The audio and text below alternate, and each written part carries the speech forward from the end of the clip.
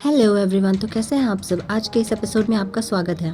इस एपिसोड की स्टार्टिंग पिछले पार्ट के आगे से ही होती है, जहाँ पे हम देख पाते हैं जियान के फैमिली मेंबर्स उसे बचाने के लिए आ गए थे और ये मास्टर यहाँ बोलते हैं कि जियान तुमने ये क्या कर दिया। वहीं पवेलियन के बाहर हम लोग एक आर्मी के बटालियन को देखते हैं, जहाँ पे उनका जो लॉर्ड होता है वो बोलता है कि आज इसको छोड़ना नहीं है, इसने हमारे थर्ड यंग मास्टर को इस तरह से परेशान किया है। जैसे ही वो कैरेज वहाँ पे रुकती है, सिटी लॉर्ड के रवैये चेंज होता आते हैं और वो बोलता है कि मैं आपको एक बहुत ही अच्छा शो दिखाऊंगा, जहाँ पे हम एक बहुत ही खूबसूरत सी लड़की को देख पाते हैं जो कि उस कैरेज में बैठी हुई थी। तभी वो अटैक करने का ऑर्डर दे देता है अपनी ट्रूप को। वो सारे लोग पवेलियन पे धावा बोल देते हैं। जियांग अपनी पावर्स को अनलीश करता है और बाहर आता है, जिससे वो सारे गार्ड्स दूर फेंक जाते हैं। इसके ऊपर जियांग फिर बोलता है आगे कि हमारे लिंगडान पवेलियन में बहुत सारे चोर हर वक्त आ जाया करते हैं, क्या इस वुहू सिटी के अंदर कोई ऐसा गार्ड नहीं है जो पूरी सिटी को प्रोटेक्ट कर सके। सिटी लॉर्ड बोलता है कि तुम हो कौन, तुमने थर्ड यंग मास्टर को चोट पहुंची और तो और मेरे सामने ही तुमने गार्ड्स को भी पीटा है, इस सजा क्या होती है तुम्हें पता है। जियांग बोलता है थर्ड सिटी लॉर्ड, तो तुम वही हो यहाँ के यंग सिटी लॉर्ड हुआ फैमिली से।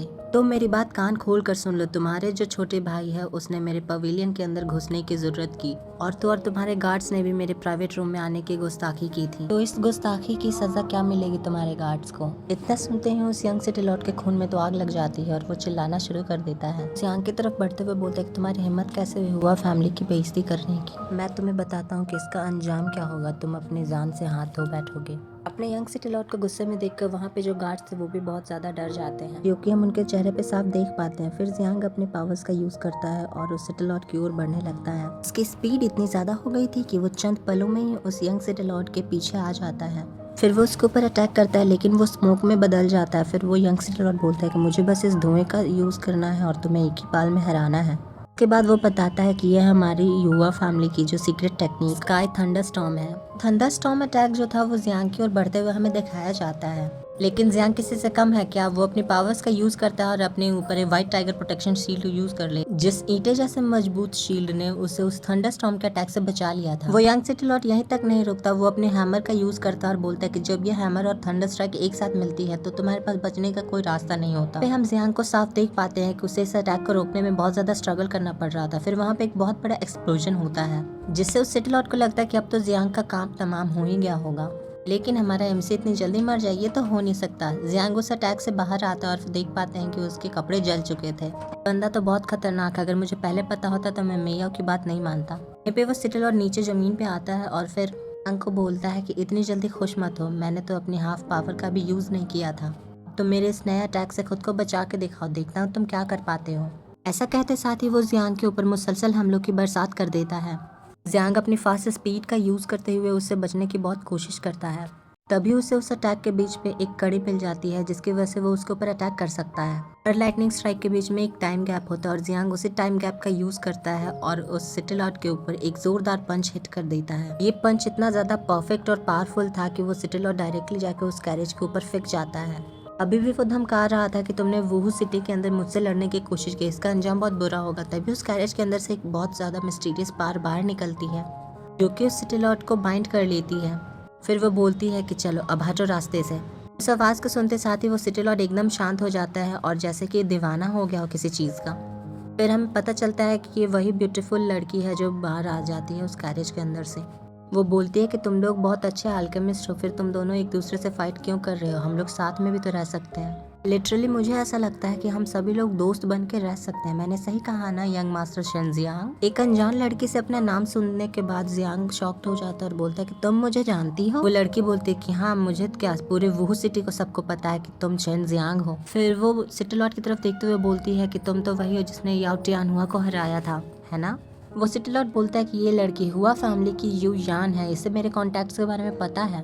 वो लड़की बहुत सारा खजाना निकालते हुए बोलती है कि यंग मास्टर शन जियांग प्लीज इसे एक्सेप्ट कर लीजिए। जियांग वो बोलता है कि क्या ये सारी चीजें मेरे लिए हैं। वो तो कम्प्लीटली शॉक्ड हो गया था। वो लड़की बोलती है कि जी ये सब आपके लिए, हमारे यहाँ के थर्ड यंग मास्टर हमारे फार्मेसी के हेड हैं और उनकी गलती हमारी गलती है, इसलिए हम ये देकर आपसे माफी मांगना चाहते हैं।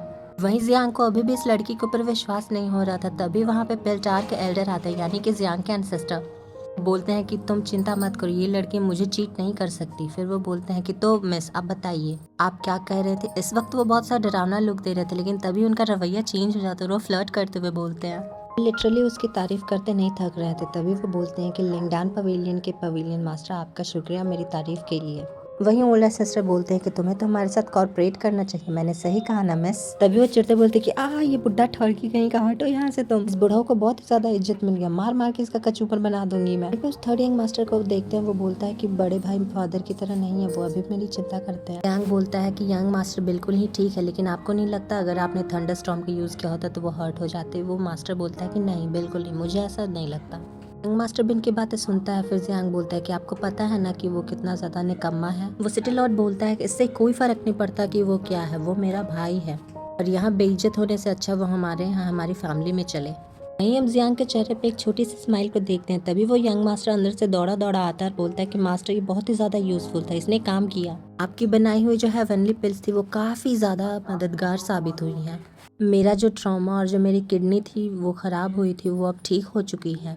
वहीं जियांग बोलता है कि मैं तो बस थर्ड यंग मास्टर को ठीक कर रहा था और मैंने उनकी बीमारियां भी ठीक कर दी। वो अपने सोल्जर जांग का को बोलता है कि जॉर्ज स्प्रिंग हाउस में लड़कियों को तैयार करो, मैं अभी आ रहा हूँ। वो मजाक मजाक में अपने बड़े भाई से भी पूछ लेता है कि भैया क्या आप ज्वाइन करना चाहोगे हमारे साथ। यंग सिटी लॉर्ड गुस्से में देखता है, उसकी आंखों में तबाही वाला खौफ हम देख पाते हैं जिसके कारण वो डर जाता है। वो बोलता है कि ठीक है, अगर आप नहीं आ रहे हो तो मैं खुद ही से इंजॉय कर लूंगा।